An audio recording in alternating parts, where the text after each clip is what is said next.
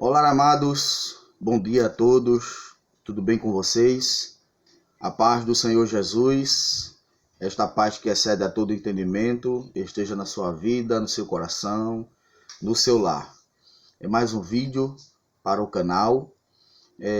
Nós iremos hoje tratar da carta que Cristo pediu para João endereçar à igreja de Esmirna.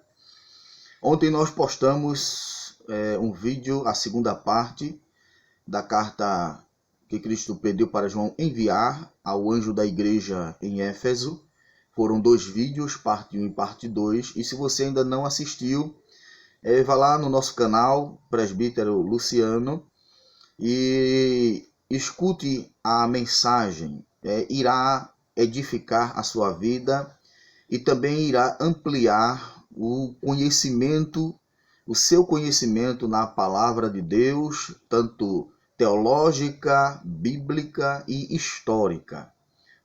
Acredito que você gostará. Eu convido você a abrir a sua Bíblia em Apocalipse capítulo 2, versículo 8, que diz assim: E ao anjo da igreja que está em Esmirna, escreve: Isto diz o primeiro, e o último, que foi morto e reviveu. Eu sei as tuas obras, e tribulação, e pobreza, mas tu és rico, e a blasfêmia dos que dizem judeus, e não o são, mas são a sinagoga de Satanás. Nada temas das coisas que hás de padecer. Eis que o diabo lançará alguns de vós na prisão, para que sejais tentados, e tereis uma tribulação de 10 dias, ser fiel até a morte, e dar-te-ei a coroa da vida. Quem tem ouvidos, ouça o que o Espírito diz às igrejas, e o que vencer não receberá o dano da segunda morte. Você pode dizer amém? Então, está aqui, amados, estes versículos da segunda carta que Cristo pede para João endereçar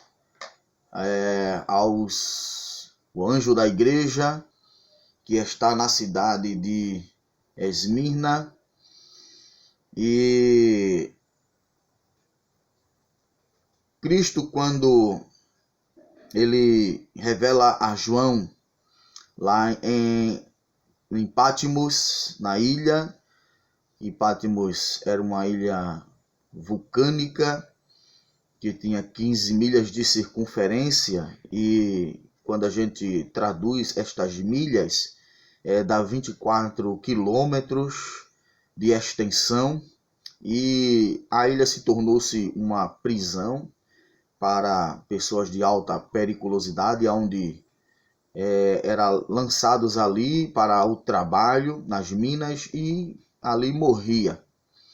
Então João já havia passado por algumas situações, como enfrentar a caldeira de azeite fervente, como nós falamos no primeiro vídeo, né?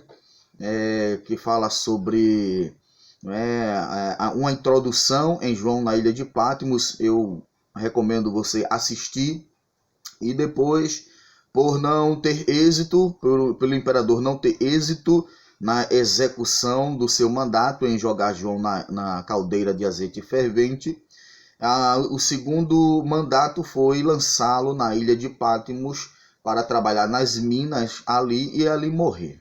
Mas nós sabemos que não foi conforme o rei imaginava. Quando Domiciano ele morreu no ano de 96, no dia 18 de setembro, por um dos seus administradores, João foi posto em liberdade e voltou para a cidade de Éfeso, aonde escreveu o evangelho com o seu nome e as 3 epístolas de sua autoria. E o Apocalipse ele já havia escrito na ilha de Patmos e só foi endereçar as cartas aos anjos da igreja conforme Cristo havia lhe pedido.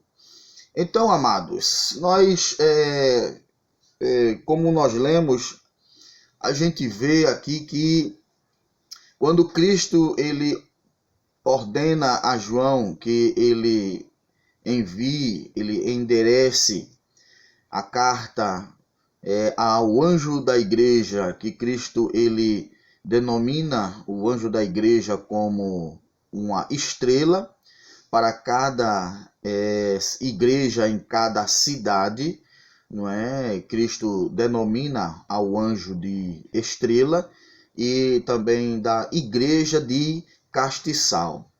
E de acordo com o que nos é mostrado historicamente, o anjo daquela igreja, quando Cristo pede para João enviar a carta, era uma pessoa muito conhecida do apóstolo, era um amigo pessoal, era um dos discípulos amado de João, que era Policarpo. Então, Policarpo, ele era quem era o pastor da igreja que estava em Esmirna.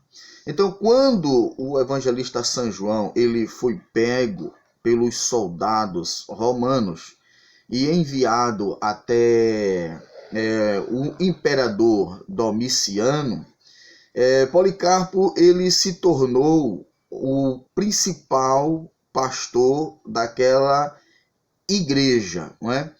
E a palavra Esmirna, meus irmãos, ela significa mirra. E este nome, mirra, ela descreve muito bem, meus irmãos, a situação da igreja naquela cidade, né? Uma igreja perseguida até a morte, uma igreja que é embalsamada nos perfumes prévios do seu sofrimento, mas é porque Pérgamo tem este significado de mirra. A gente percebe, meus irmãos, que Pérgamo foi uma igreja muito perseguida e a mirra, como um perfume caro, ela tem um significado importante, porque a mirra, por ser um perfume muito caríssimo e somente as pessoas de condições poderiam comprar, possuir, só era usado para momentos ocasionais, especiais e específicos. Quando a gente abre a Bíblia, abra a sua Bíblia no Evangelho segundo escreveu São Mateus, capítulo de número 2, versículo de número 11, veja o momento ocasional em que a mirra ela foi usada. Existem os momentos para que este perfume ele seja usado. Às vezes é dado como presente a pessoas importantes, como também a mirra ela é usada para ungir, embalsamar o corpo, colocar no corpo de uma pessoa, só pessoas importantes. E no capítulo 2, versículo número 11, está escrito assim no Evangelho de Mateus.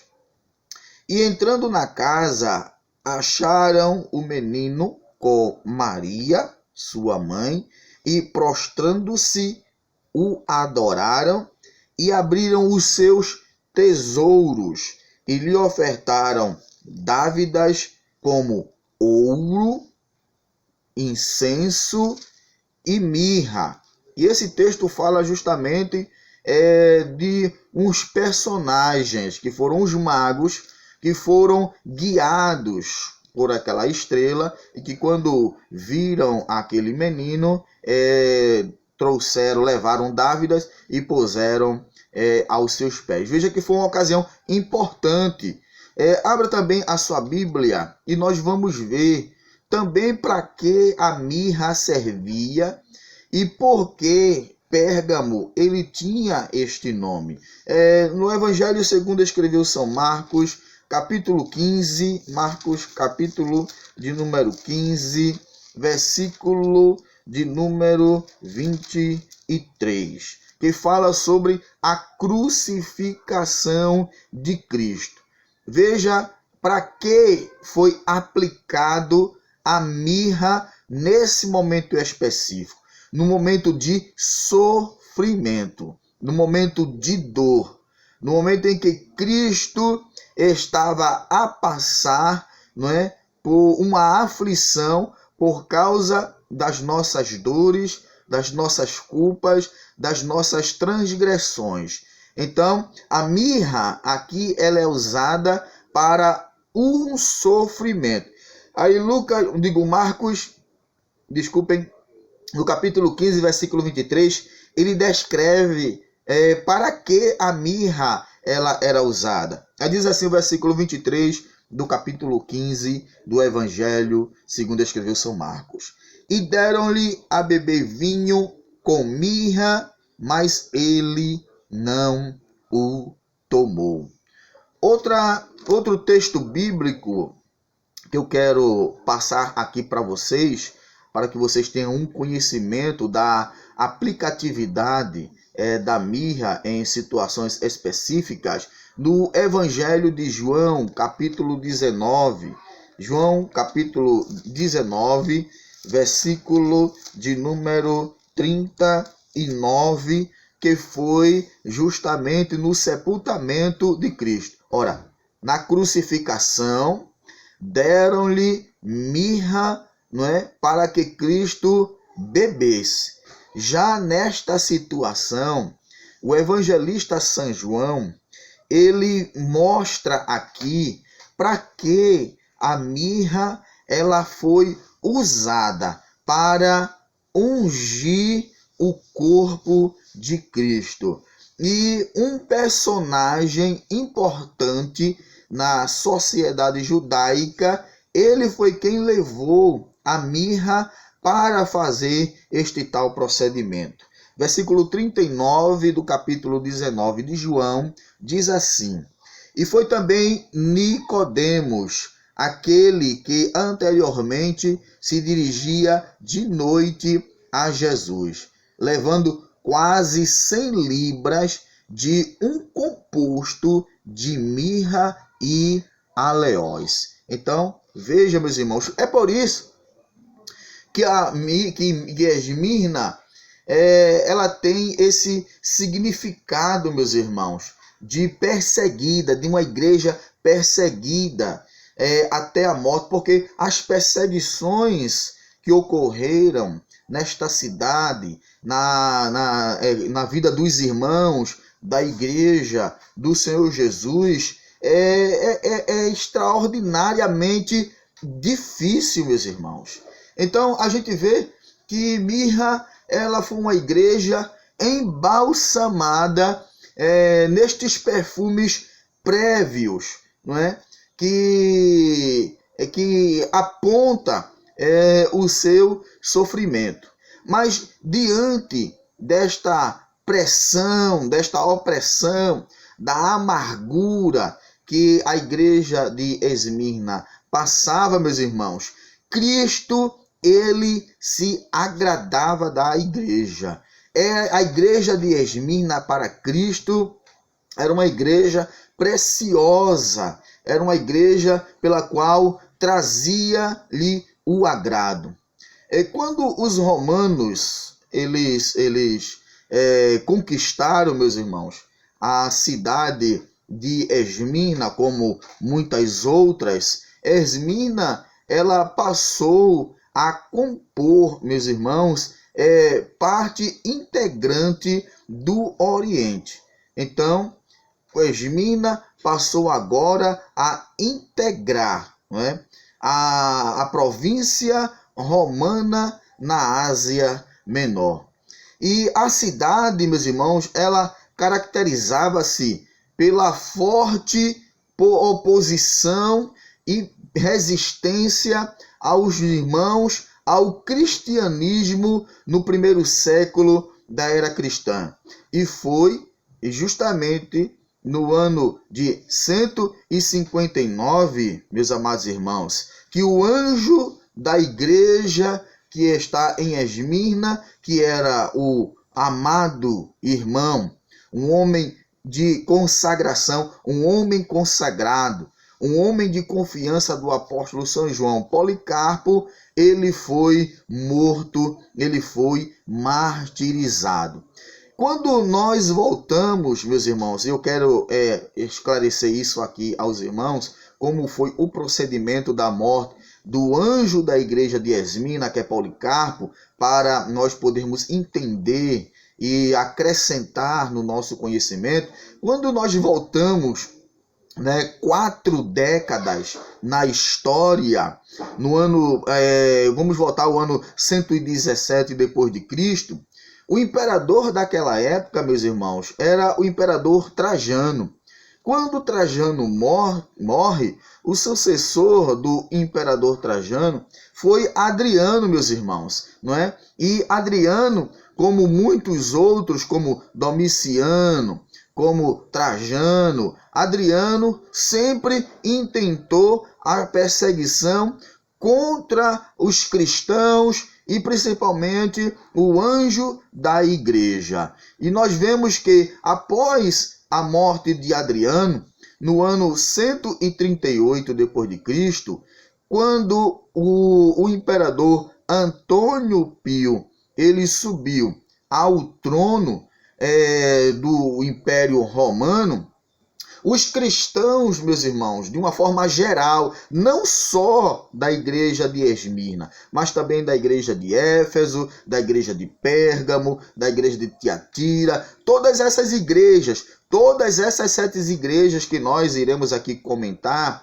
não só Esmirna teve um momento, meus irmãos, de sossego, a pressão pela qual era imposta sobre os cristãos e a igreja havia passado. Por quê? Porque, meus irmãos, o reinado do imperador Antônio Pio não foi um reinado como os imperadores anteriores a ele, pela qual aqui nós falamos, não é? Domiciano, Trajano e também o imperador Adriano. Não foi semelhante a eles, não. O reinado do imperador Antônio Pio, a partir do ano 138, foi um reinado pacífico, aonde os cristãos eles tiveram um alívio da pressão. E quando nós aplicamos a palavra pressão na língua grega, meus irmãos, a palavra grega para tal palavra é típlices. E esta palavra tríplices significa pressão, não é? E esta palavra ela não pode ser aplicada, não é, à grande tribulação. Porque a palavra, irmãos, eu quero deixar claro aqui que esta palavra tríplices ela não pode ser aplicada à grande tribulação, porque ela se refere à pressão, não é? E no dia da grande tribulação, a palavra grega é aplicada em outro sentido, porque este é um outro momento, porque é um momento em que é chamado de o dia da angústia de Jacó, o dia da ira de Deus e a grande tribulação. Então, este termo grego não pode ser aplicado ao período da grande tribulação, porque o momento em que as igrejas, as 7 igrejas da Ásia estavam a passar, não é equiparado, meus irmãos, àquele período em que após a igreja ser arrebatada, não é, irá sofrer. E nós devemos ficar cientes que quando a igreja for arrebatada, posteriormente nós traremos um estudo sobre este assunto, sobre a grande tribulação, haverá 2 períodos, 1260 dias, que é o período da falsa paz, e depois a grande tribulação em si, quando o anticristo mostrará, principalmente ao povo judeu, quem realmente ele é. Aí se cumpre a expressão de Cristo em Mateus 24, 21, que está escrito: porque haverá então tão grande aflição como nunca houve desde o princípio do mundo até agora, e nem tampouco haverá jamais. Então, eu não posso aplicar esta palavra Filipe no grego para a tribulação para as igrejas, porque o que as igrejas passavam não está nem além da imaginação do que as pessoas irão passar naquele momento da ira de Deus, em que Deus derramará sua ira sobre toda a terra, aonde Deus chama de a angústia de Jacó, o princípio da grande tribulação. Então, vou repetir, os irmãos, quando Antônio Pio, reinando a partir do ano 138 depois de Cristo, ele aliviou a pressão. A pressão aí no grego é trípsis, que significa pressão, opressão que os irmãos passaram. Então, quando ele reinou, o reinado foi pacífico, meus irmãos. Então, foi nesse período que a igreja ela teve um sossego, e este sossego durou, meus irmãos, 30 anos. Então, nesses 30 anos, durante todo este tempo, a palavra de Deus, meus irmãos, ela teve um livre curso e Cristo, a sua palavra, foi glorificada por todos os lugares. A gloriosa mensagem de Cristo foi levada para o Ocidente, até as proximidades da Gália, para o Oriente, foi até da Armênia, a Síria, e milhares de pessoas, meus irmãos, que ouviram a palavra de Roma e até o Egito, escutaram avidamente a palavra de Deus, e milhares de pessoas se converteram neste período de sossego, de paz, em que as igrejas, os cristãos, tiveram no império de Antônio Pio. Porém, meus irmãos, houve algumas perseguições de forma anônima, mas nada equiparado aos que os irmãos haviam passado por outros imperadores. Houve um período de sossego nesse período de 30 anos no império do imperador Antônio Pio. Houve, irmão Luciano, perseguições, houve sim de forma anônima, mas não de uma forma geral. Não, de uma forma geral não. Foram perseguições brandas, meus irmãos. Mas houve, a igreja, ela sentiu aquele alívio. Os irmãos poderiam livremente andar, pregar, expor a palavra de Deus. E daí a gente vê que da Armênia até a Síria, a palavra ela chegou, e de Roma até o Egito, a mensagem de Cristo também chegou, e milhares de vidas foram alcançadas e foram libertas pelo poder da palavra de Deus. Porém, meus irmãos,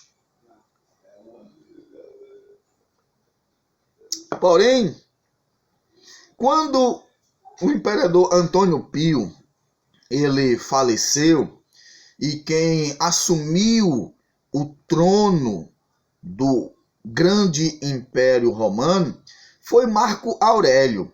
Então, quando Marco Aurélio começou a reinar, a nova pressão, a palavra trípsis, voltou a reinar, nas igrejas e na cristandade. Aquele alívio que a igreja estava a passar, aquele sossego que a igreja estava a sentir, havia acabado, porque Marco Aurélio havia derrubado este sossego e esta paz. Então, a gente vê que houve uma nova onda de pressão, e no segundo ano do reinado, do imperador Marco Aurélio, várias inquietações quase que seguiram, meus irmãos, uma após outras, e logo em seguida, o antigo ódio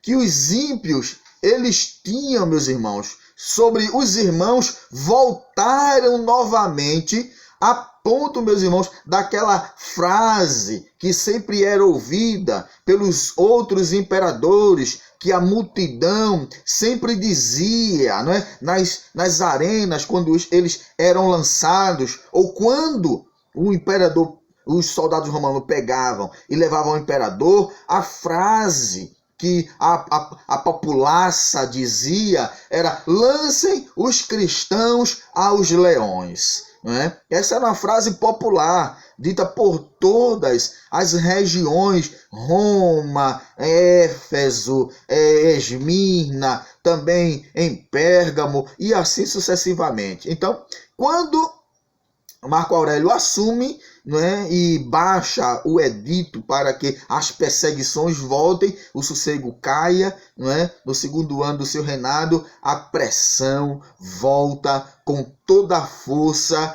à igreja do Senhor Jesus Cristo. Então, saíram por ordem de Marco Aurélio novos editos, meus irmãos, e nestes editos, né, baixados pelo imperador romano, Marco Aurélio, estava, meus irmãos, o nome, né, de um importante discípulo, amigo, confiável do apóstolo São João, que era Policarpo. Não é?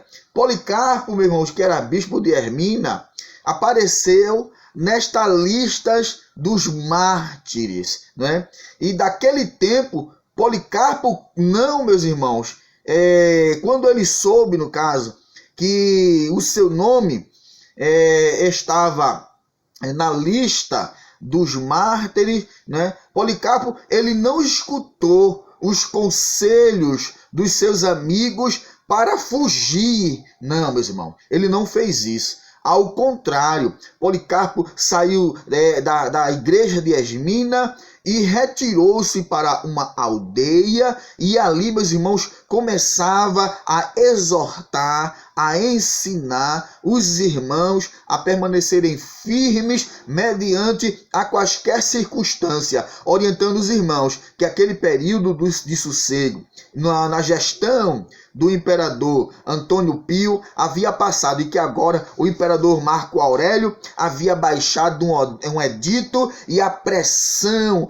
aumentou, como nos outros imperadores, e o seu nome estava relacionado, os soldados estavam no seu encalço, querendo pegá-lo para poder matá-lo, meus irmãos. Então, sendo perseguido, Policarpo, ele foi para outra aldeia. Quando os soldados romanos descobriram que ele estava numa aldeia próxima à cidade de Esmirna, e foram lá. E quando ele soube que os soldados estavam prestes, ele saiu daquela aldeia, já que tinha mandado a mensagem. Ele não foi covarde de forma nenhuma. Policarpo, ele foi covarde, meus irmãos, não é? Policarpo, ele foi um homem de Deus que guardava a palavra, o bom ensinamento, e sabia a quem cria que era Cristo, o seu Salvador.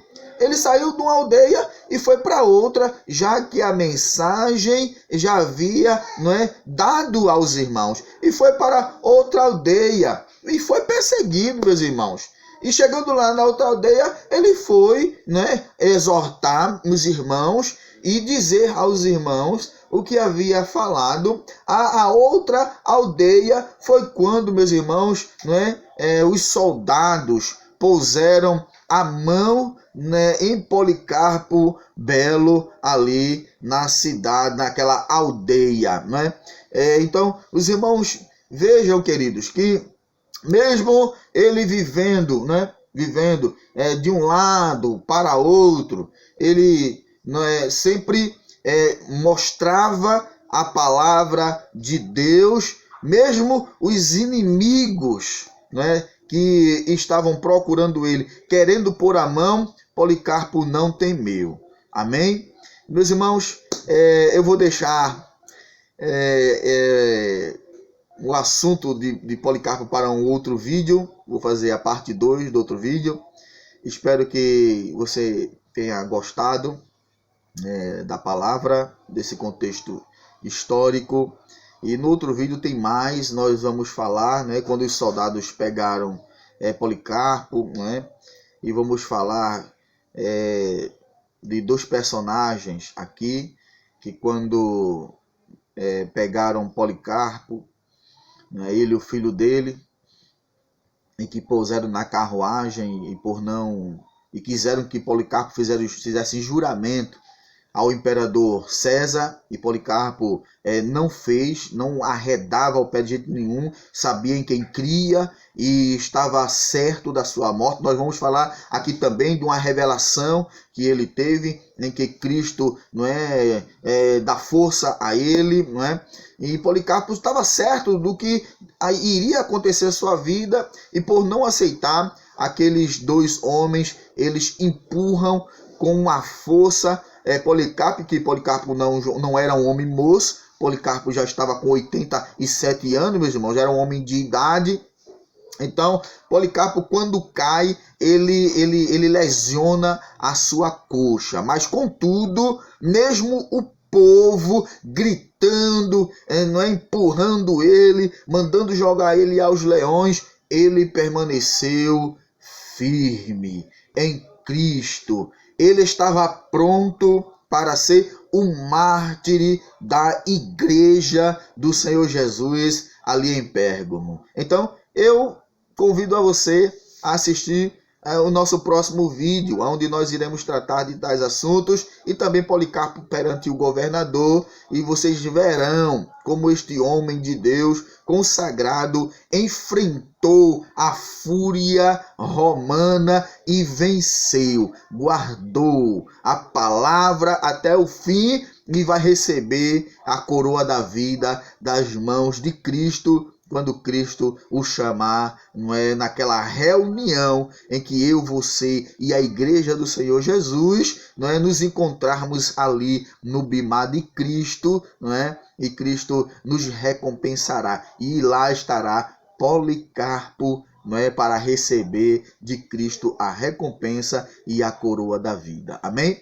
Se você gostou do nosso vídeo, deixa o seu like, deixa o seu gostei, se inscreva no canal Presbítero Luciano Alexandre, e amanhã nós estaremos postando a parte 2 deste vídeo, a carta que Cristo endereça à igreja de Esmirna, e concluiremos com o assunto assim desejado. Que Deus abençoe a todos em nome do Senhor Jesus. Esta graça, esta paz que excede a todo entendimento esteja com você. Bom estudo, a paz do Senhor.